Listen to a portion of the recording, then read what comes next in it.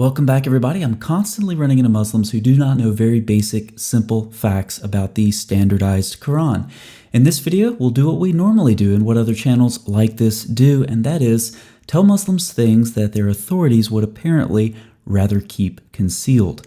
We'll proceed through this video with a series of questions. What do Muslims really mean when they say the Quran? When did a Quran become the Quran? Why did a Quran become the Quran?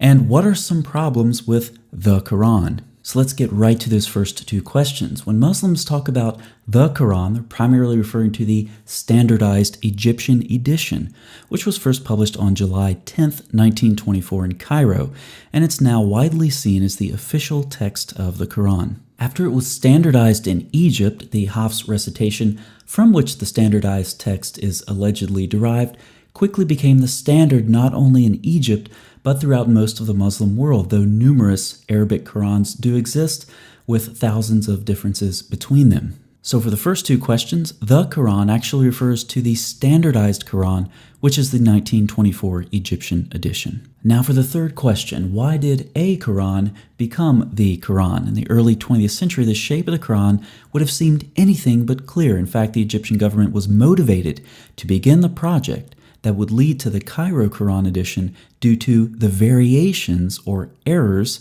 as an appendix to the Cairo edition describes them, found in the Quranic texts. I've now communicated something to Muslims in just a few minutes that many would go their whole lives without knowing if their authorities had their way, such as the authoritarian nature of the Islamic religion. So the first three questions are fairly straightforward. When Muslims say the Quran, they're referring to the standardized Cairo edition. This was standardized in 1924, and it was motivated by errors found in Quranic texts being imported for use in Egyptian schools. Now, what are some problems with the Quran? Well, first, from the Muslim perspective, it seems to me that the standardized edition is in disobedience to what Muhammad taught. We have several hadith attributed to Muhammad that say who to learn the Quran from. Of course, there are four prominent persons mentioned. And the standardized Quran is not based on any of these four readings. The reality is, if Muhammad's orders were followed, there would be no standardized Quran, because these four recitations that Muhammad refers to all have variants, both within themselves and with the standardized 1924 edition. As Gabriel Reynolds says, the Cairo edition is often at odds with manuscript evidence. And as we've seen previously, it didn't take long for these early Quranic variants to cause problems. We've talked recently on this channel about a problem with Surah 33:6. The codices of the four different companions contain a variant that say that Muhammad is the father of the believers. Recall that when Umar heard this variant, he ordered it erased, even though it was attributed to Ubay ibn Ka'b, and Ubay ibn Ka'b was one of the four that Muhammad said to learn the Quran from. When it comes to another major authority, Abdullah ibn Masud, it's well known that he only had 111 surahs in his Quran, and it's well known the standardized Quran has 114 surahs. So where did the Egyptian government get their Quran from? It was the work of a government-appointed committee led by Muhammad bin Ali al-Husseini al-Haddad that was meant to establish a uniform text for religious education in Egypt. Now, what's another problem? Well, many Muslims believe that there's a single, unaltered, miraculously preserved Quran that goes right back to Uthman's time. Now, since they're only familiar, in many cases, with the standardized 1924 Quran, then they extrapolate that that Quran that they're familiar with is the unaltered, miraculously preserved Quran that goes right back to Uthman's time. In fact, this is a massive non sequitur. As Muslim scholars Al-Takulich and Ihsanulu state, one of the most important questions of Quranic history is the whereabouts of the Mus'hafs attributed to Caliph Uthman, and whether any of them reached the present day. Unfortunately, we do not have a positive answer to this question. In our view, this situation is one of the greatest weaknesses of the Islamic world throughout history. So they say we don't have any Uthmanic manuscripts, and we can actually go way back to the 8th century and see the same thing. According to Malik bin Anas, the Uthmanic Codex disappeared. So none of the Uthmanic manuscripts have reached the present day, and if none of them have reached the present day, the Muslims obviously can't claim that the reading in the standardized Quran reflects the Uthmanic manuscripts.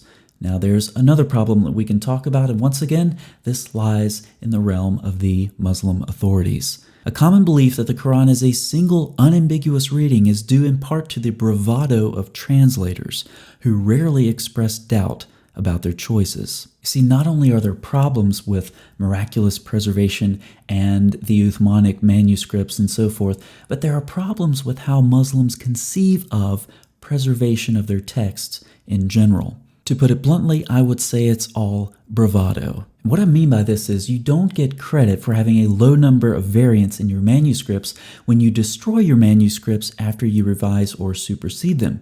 If I were to use a biblical example, I could take a manuscript from each book of the Bible and then destroy all of the other manuscripts. How many textual variants would I have?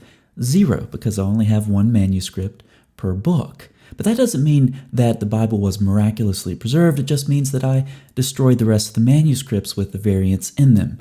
Let's go back to Uthman's time. Uthman sent his copies to various provinces and then ordered that all the other Quranic materials, whether written in fragmentary manuscripts or whole copies, be burnt. So pop quiz, Uthman destroyed all of his Qurans after he made his changes, and a couple of decades later, Al-Hajjaj made another revision to the Quran.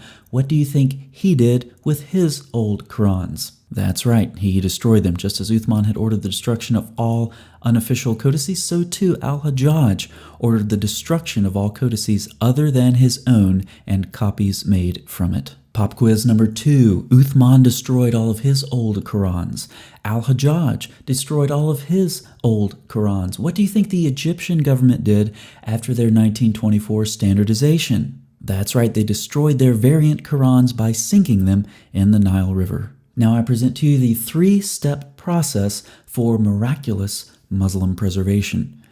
Step 1, revise Quranic manuscripts as needed. Step 2, destroy superseded Quranic manuscripts. Step 3, observe fewer variants due to destroyed manuscripts. Result, claim miraculous preservation due to fewer variants. So let's summarize what we covered in this video. What do Muslims really mean when they say the Quran? They're referring to the standardized Cairo edition, and this was standardized in 1924. Errors prompted this standardization, and we talked about some problems with the Quran. It appears to disobey Muhammad because Muslims are not following one of the 4 recitations he prescribed.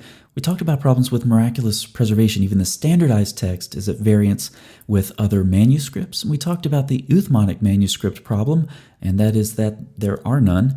And then the destruction of manuscripts and the 3-step process for miraculous preservation. Thanks so much for watching. We'll see you next time.